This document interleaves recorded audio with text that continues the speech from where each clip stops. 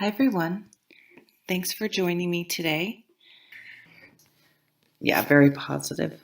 So, you could hear an announcement about a baby coming.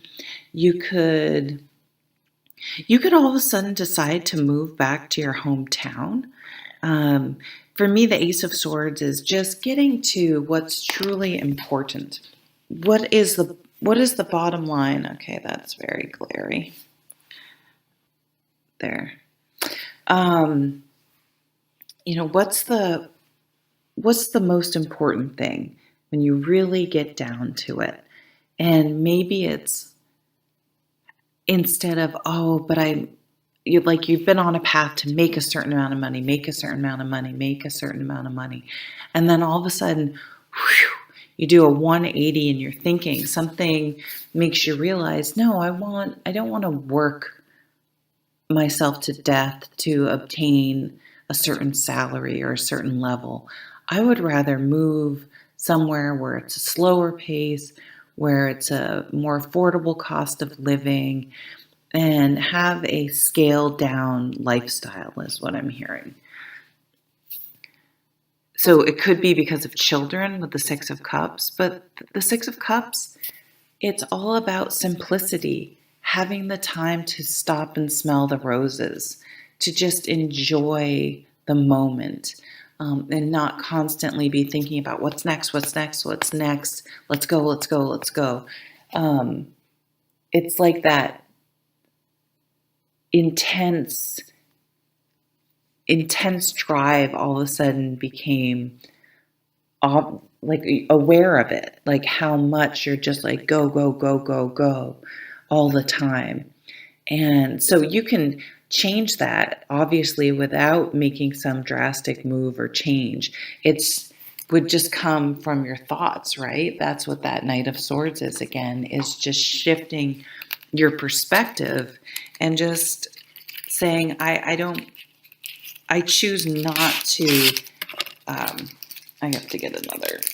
I choose not to bring the stress home over the weekend. I choose to turn my computer off. I actually saw this. They had this talk where I work, and um, it was women, and we had one was like the provost, one was the like medical. I can't remember their title, but she worked for the hospital, and they were talking about when the pandemic hit and what that was like. And one of them said, "Oh, I was working 18 hours a day for months on end." I can't remember what she said, but then the other one said, "Nope, at 5:30, that was it. If there was an emergency, they could call me, but I did not look at my email except for between like 8 and 5:30 or something." And she's like a very high executive. And so she created that boundary and said, "No, I can't." Like, me being stressed and crazed about this is not going to stop the pandemic. like, um, and that was just really beautiful self care and boundaries and perspective about life. And it doesn't mean she wasn't working really, really hard or she didn't care. And you know what? It was fine. It was just fine. So, maybe there's a perfectionist. Virgos are amazing, and they're so good at the details. But perfection is rarely obtained, and it's almost becomes an obsession, or you're constantly moving the goalpost. I'm hearing. And just taking some time. I just see you taking some time, maybe taking a vacation, being in the moment, enjoying those simple pleasures. So the next we have the Four of Swords. And this is another card that I sort of have my own meaning for. So the Four of Swords often, traditionally, it's points to recuperation and rest and healing. Coming after the Three of Swords, which can on a mundane level represent surgery. This is recovery after that, recuperation. But because this is a sword card, is all about thought, I look at this card as giving yourself a break. Mentally, we are just constantly beating up on ourselves, telling us we can't do things.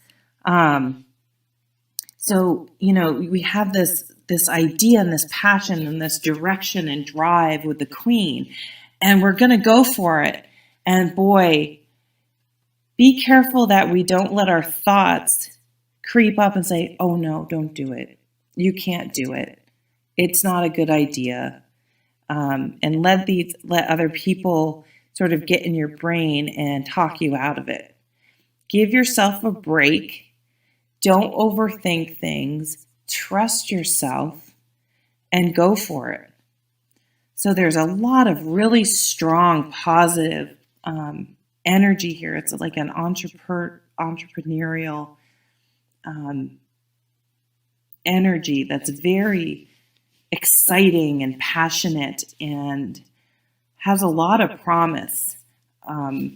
You're always going to have your thoughts and naysayers trying to keep you down that just don't have the courage to do things and go for it themselves, and they project that on you, on other people. So I want to tell you that you need to go for it. Whatever is in your mind that just keeps coming up, that you always go, oh no, I can't. Oh no, you know what? We don't know how long we have here. And I always think back, Jim Carrey did this amazing, you can watch on YouTube, commencement speech. And he talks about how his father he could have been a wonderful comedian. He was an incredibly funny man, but he played it safe. And he got just a regular, mundane, run-of-the-mill job. And even I think he got fired from it. And the lesson that Jim took away was, you can fail at something you don't want to do, so you might as well go for it. And you could at least fail trying. If you fail at trying, at least if you were trying to do something you want to do. I mean, it just doesn't make sense not to go for it. So I am telling you to go for it. Be the fool. The fool is not foolish. The fool understands that this is the time, because right now it's the only time we have. There's no guarantee. So be inspired and go for it. And dare, have the courage to go for it. So thank you very, very much for watching. I'm sending you lots of good vibes here from this Page of Cups. I think it's the Mars side deck. Is that what it is? I don't have that one. And really, try to manifest your dreams. Why not? What else are you doing? I love it. Thank you, Virgo.